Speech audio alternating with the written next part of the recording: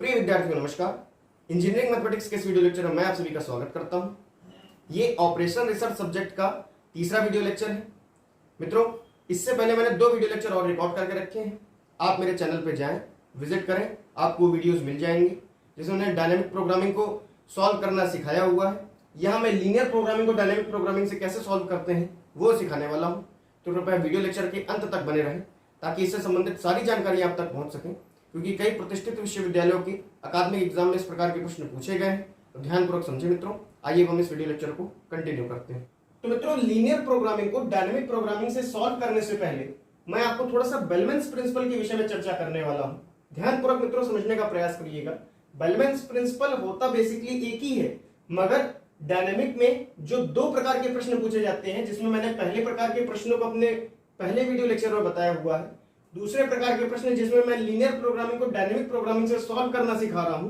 तो दोनों टाइप के प्रश्नों में लगाने का तरीका अलग है बेलमैन्स प्रिंसिपल एक ही, मगर थोड़ा सा मॉडिफाइड वर्जन हमारा इस प्रकार के प्रश्नों में यूज होता है। ध्यानपूर्वक मित्रों समझने का प्रयास करिएगा। Maximisation of z c1x1 plus c2x2 plus c3x3 up to cnxn, इसको मैंने यहाँ समेशन फॉर्म में लिख दिया हुआ है। यहाँ मैंने कई सारे कंस्ट्रेंट लिख दिए हैं, a11x1 a12x2 a13x3 up to a1nxn less than equal b1, और ऐसे करते करते मैंने m रोज का और n कॉलम्स का इस प्रकार कंस्ट्रेंट लिख दिया है। b1 b2 b3 up to bm arches side में है। इसको भी मैंने शॉर्ट फॉर्म में समेशन में लिखा हुआ है, aij xj j इक्वल 1 से j equal n should be less than equal beta I R. अब ये बीटा आई आर क्या है? ये हमारा डायमेंशनल वेक्टर है, मैंने आपको पहले भी बताया है। जो अगर मैं यहाँ i की वैल्यू 1 पुट करूंगा, b1 आएगा, वो मेरा डायमेंशनल वेक्टर हो जाएगा। b2 i की वैल्यू 2 पुट करने पे, i की वैल्यू m पुट करने पे bm, इस प्रकार हमारे डायमेंशनल वेक्टर आ जाएंगे। तो मित्रों, इसके करस्पॉन्डिंग जो बेलमैन्स प्रिंसिपल होता है क्या होता है, ध्यानपूर्वक समझने का प्रयास करिएगा। एफ आर क्या है? स्टेज। इतने सारे हमारे पास m तक के डायमेंशनल वेक्टर्स हैं। मैक्सिमाइजेशन ऑफ, ये पूरा मैंने आपको पिछले वीडियो लेक्चर में सब बताया हुआ है। जो मेरा ये फंक्शन होता है सेम टू सेम वही फंक्शन लिख दिया जाता है, और जितने यहाँ पे वेरिएबल्स है x1 x2 x3 up to xr वो सारे यहाँ लिख दिए जाते हैं। ध्यानपूर्वक समझने का प्रयास करिएगा। मैंने यहाँ पे n नहीं लिखा है, r लिखा है, क्योंकि मैं बेलमैन्स प्रिंसिपल लिख रहा हूं। इसके बाद का स्टेप जो मेरे पास होने वाला है, CR XR को मैं सबसे आगे ले जाता हूं और इन सारे वेरिएबल्स को एक वेरिएबल में समायोजित कर देता हूं। Maximisation of XR CR XR plus इसके बाद जो मेरे टर्म्स आएंगे भाई CR XR के पहले मेरे पास क्या आएगा, CR-1 XR-1। तो C1 X1 से लेकर के CR-1 XR-1 को इस प्रकार कैसे लिखा जाता है, ये भी मैंने अपने पिछले वीडियो लेक्चर में बताया हुआ है। मित्रों, सेम टू सेम वही चीज मैंने करी हुई है, FR-1 और ये अंदर की चीज। अभी अंदर β1r माइनस a1r xr ये सब क्या लिखा हुआ है? जब आप मित्रों पहले टाइप के डायनेमिक प्रोग्रामिंग के प्रश्न करते थे तो आप ध्यानपूर्वक जब आप वो पूरा वेरिएबल जब आप बनाते थे, जब एक वेरिएबल में समायोजित करके आप पूरा ही फंक्शन बनाते थे, तो fr-1 के बाद यहाँ पे कंस्ट्रेंट के अकॉर्डिंग चीजें लिखते थे, जैसे 1 माइनस xr 1 अपॉन xr, वो सब यहाँ लिखा जाता था। सेम टू सेम उसका मॉडिफाइड वर्जन मेरे पास ये लिखा हुआ है। इसको देखते हुए मैंने क्या कहा, इसको देखते हुए, इन सब चीजों को देखते हुए जो मेरे पास अंदर का पोर्शन आएगा वो इस प्रकार आएगा। अब इससे संबंधित मैं कुछ प्रश्न आपको कराने वाला हूं। सबसे पहले मैं पहला प्रश्न आपको कराऊंगा, फिर मैं आने वाले वीडियो लेक्चर्स में आगे और प्रश्न कराऊंगा जो कि कई प्रतिष्ठित विश्वविद्यालयों के अकादमिक एग्जाम्स में पूछे गए। तो ध्यानपूर्वक मित्रों प्रश्न समझने का प्रयास करिएगा। तो मित्रों हमारा प्रश्न कुछ इस प्रकार है, maximisation of z 4x1 plus 3x2 और इसके करस्पॉन्डिंग हमको कंस्ट्रेंट दे दिए गए। सबसे पहला काम मैं क्या करूंगा, बेलमैन्स प्रिंसिपल लिखूंगा। मैंने अभी पहले बताया बेलमैन्स प्रिंसिपल मित्रों हमारा क्या होता है, β1r β2r up to βmr, इसकी वैल्यू क्या होती है, मैक्सिमम ऑफ xr मित्रों CR XR प्लस FR-1, इसके बाद β1r minus a1r XR comma β2r minus a2r XR up to कहां तक, βmr माइनस amr XR तक। सबसे पहले तो मैंने मित्रों यहाँ पे बेलमैन्स प्रिंसिपल लिख दिया। अब इसके बाद हम क्या करेंगे, यहां देखेंगे कि भाई यहाँ कंस्ट्रेंट तो केवल 2 ही है। अगर कंस्ट्रेंट केवल 2 है तो हम केवल β1r और β2r ही लेंगे। अगला स्टेप जो हमारा होने वाला है, FR β1r, β2r bracket close, maximization of X R मित्रों C R X R plus F R of -1 beta 1 R minus A 1 R X R comma beta 2 R minus A 2 R X R bracket close. इसके बाद जो इसका अगला step होने वाला है मित्रों, ध्यानपूर्वक समझने का प्रयास करिएगा। बहुत ही आसान तरीका है लीनियर प्रोग्रामिंग को डायनेमिक प्रोग्रामिंग से सॉल्व करने का। इसके बाद मित्रों मैं बीटा 1 आर को मान लूंगा यू आर और बीटा 2 आर को मैं मान लूंगा मित्रों वी आर। तो मेरा अगला स्टेप क्या होने वाला है, एफ आर मित्रों U R comma V R equal हमारा हो गया मैक्सिमाइजेशन ऑफ एक्स आर मित्रों C R X R plus F R of -1 U R minus A 1 R X R comma V R minus A 2 R X R. ध्यानपूर्वक आप समझने का प्रयास करिएगा, कहीं भी और अपना ध्यान ना भटकाइएगा, नहीं तो मित्रों ये थोड़ा सा लॉजिकल है। अगर आप कहीं अपना दूसरी जगह ध्यान लगा रहे होंगे तो मित्रों ये आपको किसी भी प्रकार अगर इसका एक स्टेप भी नहीं समझ में आया तो आगे के कोई भी स्टेप नहीं समझ में आएंगे। इसलिए संपूर्ण ध्यान यहां केंद्रित करके आगे वाले स्टेप्स को ध्यान से समझे। जब मैंने ये कर दिया तो मित्रों ध्यानपूर्वक समझिएगा, अब मैं यहां पे r की वैल्यू 1 पुट करूंगा। जैसे ही मैं मित्रों r की वैल्यू 1 पुट करूंगा मेरा हो जाएगा f1 u1 v1 equal maximization of x1 c1 x1। पिछले वीडियो लेक्चर में मैंने आपको बताया है, जो मैंने डायनेमिक प्रोग्रामिंग के पिछले 2 वीडियो लेक्चर बनाए हैं, जब भी यहां r की वैल्यू 1 डालने पे f0 आ जाए इसका मतलब वो चीज एग्जिस्ट ही नहीं करेगी। एग्जिस्ट नहीं करेगी मतलब इसका अस्तित्व ही नहीं है, इसको मैं 0 मान के चलूंगा। तो ये हमारा 0 इसको मानते हुए मैं यहाँ पे देखिए ब्रैकेट यहाँ पे क्लोज कर दूंगा। अब इसके बाद का स्टेप मेरा क्या होने वाला है, ध्यानपूर्वक समझने का प्रयास करिएगा। आपको x1 की मैक्सिमम वैल्यू यहाँ पे फाइंड आउट करनी है। तो x1 की मैक्सिमम वैल्यू फाइंड आउट करने के लिए इन कंस्टेंट का आपको सहारा लेना पड़ेगा। कैसे, देखिए जब भी आप r की कोई भी वैल्यू डालेंगे उतने ही यहाँ पे आपको वेरिएबल्स लिखने होंगे। जैसे r की वैल्यू 1 डाल रहे हैं तो केवल x1 लिखा जाएगा, x2 नहीं लिखा जाएगा। x1 लिखा जाएगा मतलब 2x1 should be less than equal to, अब यहां देखिए 2 लिखा हुआ, मगर जब आप इसके बाद का जो आपका स्टेप होगा जिसमें आप u1, v1 को इंट्रोड्यूस करा रहे हैं तो 2x1 के बाद जो आपकी कंस्ट्रेंट होगा वो तो u1 हो गया ना। तो 2x1 should be less than equal हमारा u1 और minus x1 should be less than equal आपका हो गया v1 और x1 और x2 should be greater equal हमारे हो गए 0। तो यहां से जो मेरे पास x1 की वैल्यू आ गई मित्रों, हमारे पास क्या आ गई u1/2। जो मेरे पास यहां से x1 की वैल्यू आ गई मित्रों, मेरे पास क्या आ गई -v1 और x1 और x2 should be greater equal to 0। अगर मैं यहां केवल x1 की बात कर रहा हूं तो मेरे पास देखिए 3 इक्वेशंस आ गई। x1 should be less than equal u1/2, x1 should be greater equal -v1 and x1 should be greater equal 0। अब अगर x1 should be greater equal -v1 और x1 should be greater equal 0 है, इसका मतलब इन दोनों में जो भी मैक्सिमम वैल्यू होगी मैं उसको कंटेन करूंगा। तो देखिए इन तीनों इक्वेशंस को, इसको और इसको और इसको मैं किस प्रकार एक ही इक्वेशंस में समायोजित करूंगा, ध्यानपूर्वक समझने का प्रयास करिएगा। मैं ऊपर लिख देता हूं maximisation of -v1, 0 should be greater equal x1 should be greater equal u1/2। अब ध्यानपूर्वक समझने का प्रयास करिएगा। अगर मैं इस एक्सप्रेशन को ध्यान से देखूं तो मैं इतना देख पा रहा हूं कि भाई x1 की जो मेरे पास मैक्सिमम वैल्यू है मतलब उसके बाद x1 की कोई वैल्यू एग्जिस्ट ही नहीं करेगी, वो है u1/2। तो मित्रों यहां पे मैं मैक्सिमम वैल्यू u1/2 रख दूंगा। c1 की वैल्यू क्या है, देखिए c1 हमारे पास हो गया 4 और c2 हमारे पास क्या है 3। भाई c1 और c2 तो मेरे ऑप्टिमल फंक्शन में ही देखे जाएंगे ना। तो मेरा हो गया 4 और मैक्सिमम वैल्यू ऑफ x1 मेरे पास क्या आ गई u1/2। तो यह हमारा यहां से 2 बार में गया और ये हो गया हमारा 2u1। तो f1 u1 v1 की वैल्यू मित्रों मेरे पास क्या आ गई 2u1। इसको भी मैं यहां पे लिख देता हूं f1 u1, v1 की जो मेरे पास वैल्यू आई है क्या आई है 2u1 आई। ध्यानपूर्वक मित्रों अगला स्टेप समझने का प्रयास करिएगा। अगले स्टेप में मैं r की वैल्यू क्या डाल रहा हूं 2 डाल रहा हूं। जैसे मैंने यहां पे r की वैल्यू मित्रों 2 डाली तो यहां पे देखिए f2 u2, v2 maximum value of x2 इसी में मैं डाल रहा हूं इस वाली इक्वेशन में। इस इक्वेशन को मैं नाम दे देता हूं इक्वेशन 1। इक्वेशन 1 में जब मैं r की वैल्यू 2 पुट करूंगा then what will be get, भाई देखिए c2x2 पहले मेरा हो जाएगा c2 और यहां पे हमारा हो जाएगा यहां पे c2x2 maximum value of x2 c2x2 और इसके बाद तो जो मेरे पास स्टेप होने वाला है ध्यानपूर्वक समझने का प्रयास करिएगा plus f1 u2 minus A12x2 comma V2 minus A22 x2। इसके बाद का जो मेरे पास स्टेप होने वाला मित्रों, मैं आपसे ये बताने का प्रयास कर रहा हूं कि भाई यहां पे आपने F1 U1 V1 की वैल्यू 2U1 निकाली।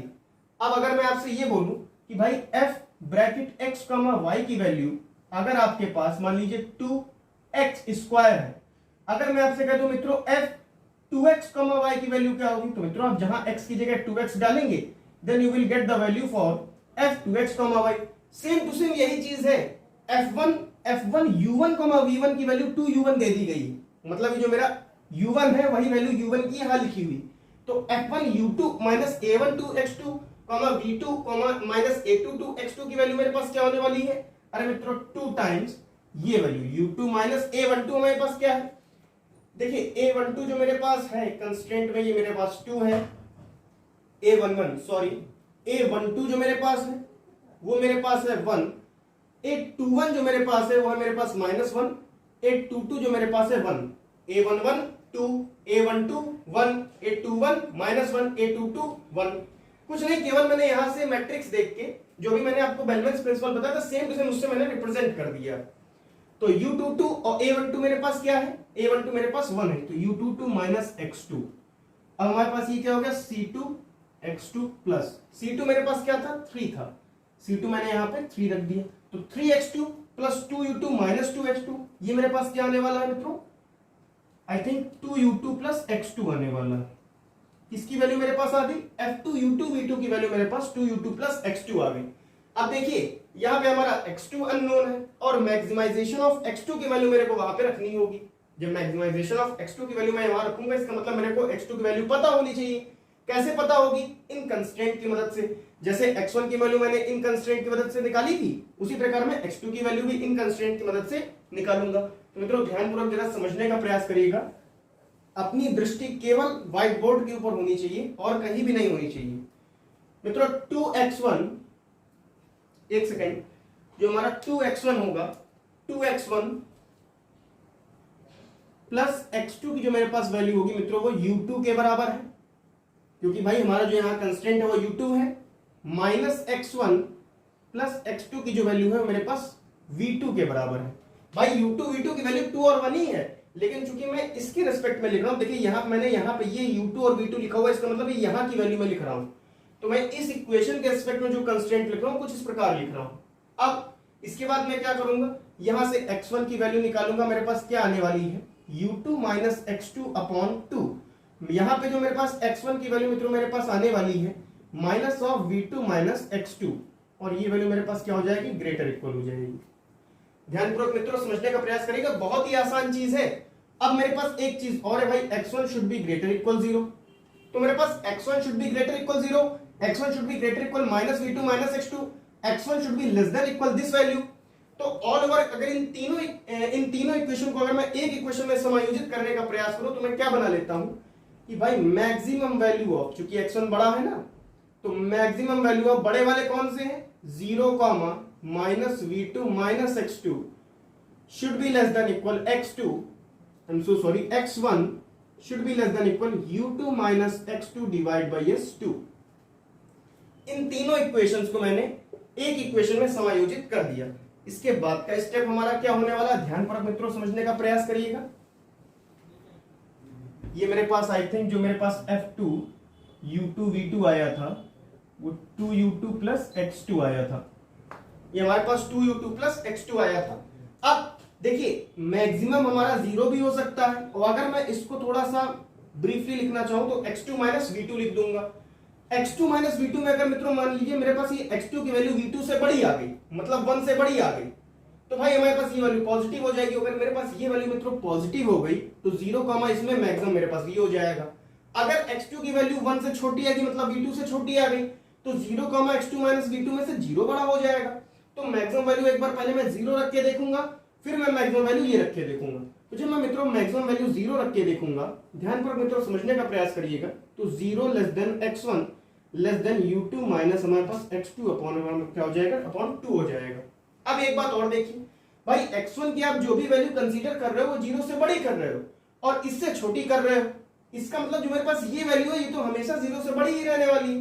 तो मैंने क्या किया भाई, 0 should be greater equal u2 minus x2 divide by s2। मेरे पास क्या आ गया मित्रों, u2 minus x2 should be greater equal 0।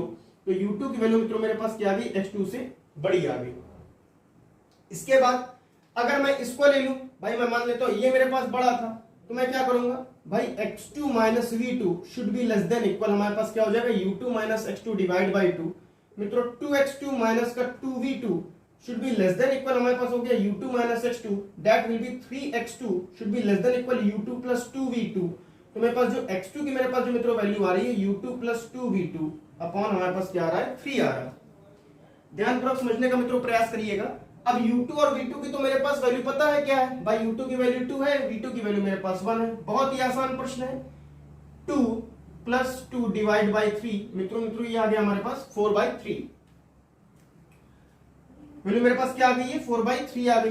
अब जब ये वैल्यू मेरे पास 4/3 आ गई और एक जगह से ये वैल्यू मेरे पास आई थी x2 should be less than equal 2, तो देखिए x2 should be less then 4/3, x2 should be less then 2। तो दोनों में जो मिनिमम होगा वो कंसीडर कर लिया जाए, क्योंकि लेस देन का साइन लगा हुआ। तो minimum value of 2, 4/3 should be great less than equal x2 should be less than equal मेरे पास 0। अब इन दोनों में जो मिनिमम होगा वही इसकी एक्यूरेट वैल्यू होगी। तो हमारे पास यहाँ x2 में अगर हम यहाँ पे मिनिमम वैल्यू 2, 4/3 में कोई भी रख देंगे तो मेरे पास f2 u2 v2 की वैल्यू आ जाएगी। क्योंकि भाई ये चीज मेरे पास कहां से आ रही थी, f2 u2 v2 जो मेरे पास आ रहा था मैक्सिमाइजेशन ऑफ x2, उसके बाद हमारे पास ये 2u2 प्लस x2 आया था। लेकिन मैक्सिमाइजेशन ऑफ x2 निकालने के लिए भाई यहाँ पे देखिए मिनिमम ऑफ 2, 4 इस फंक्शन के अकॉर्डिंग, तो जो इसमें मिनिमम होगा वही वहां पे लिखा जाएगा और वही वहां पे मैक्सिमम माना जाएगा। तो यहाँ मिनिमम मेरे पास क्या है, 2, 4/3 में 4/3 और u2 की वैल्यू मेरे पास क्या है मित्रों 2, तो हमारे पास आ गया ऐसे 4/3। तो 4 प्लस मित्रों 4/3, तो आई थिंक इट विल बी 16/3। तो मेरे पास f2 u2 v2 की जो मेरे पास वैल्यू आ गई मित्रों, मेरे पास क्या आ गई 16/3 आ गई। अब देखिए x2 की वैल्यू मैंने निकाल ली कितनी, 4/3। भाई यहाँ पे x2 की वैल्यू 4/3 पे, तो मेरे पास f2 u2 v2 की वैल्यू 16/3 आई है। अब मैं x1 की वैल्यू निकालने का प्रयास करूंगा, कुछ नहीं इसी कंस्ट्रेंट में चले जाइए वापस। इस कंस्ट्रेंट में जब हम वापस जाएंगे, ध्यानपूर्वक मित्रों समझने का प्रयास करिएगा। 2x1 प्लस x2 की वैल्यू मैंने क्या निकाली मित्रों 4/3, यहां से 4/3 निकाली, should be less than equal 2।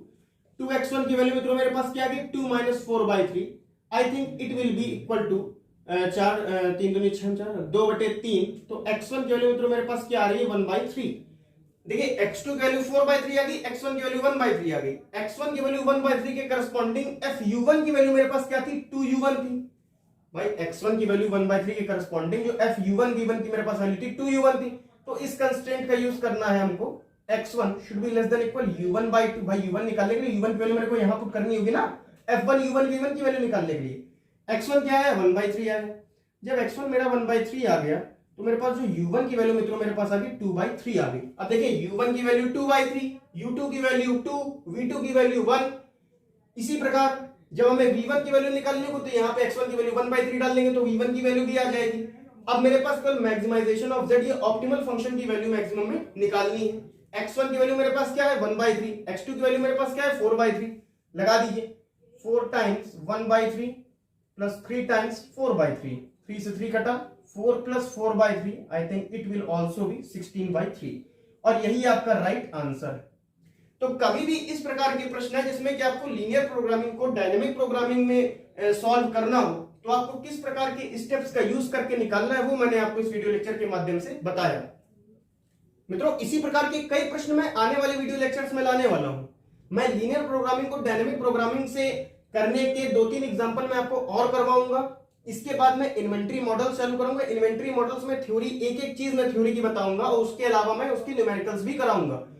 Inventory models के 6 मॉडल के विषय में भी मैं यहाँ पे चर्चा करूंगा। तो मित्रों ऑपरेशन रिसर्च और इंजीनियरिंग मैथमेटिक्स के कई कॉन्सेप्ट्स को समझने के लिए हमारे इस चैनल को सब्सक्राइब करें, वीडियो को लाइक करें, शेयर करें ताकि आने वाले समय में आपको कई जानकारियां मिल सके। तब तक के लिए मित्रों हमारे साथ बने रहें। जय श्री राम।